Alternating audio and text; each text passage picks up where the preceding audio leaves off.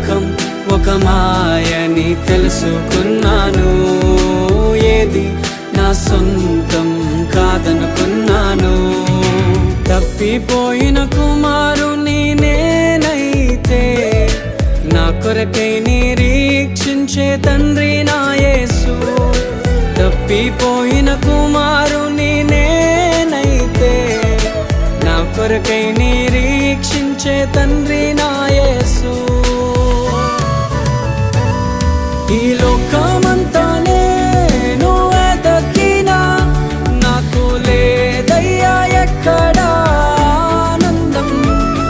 నీ సన్నిధిలో ఒక్క క్షణం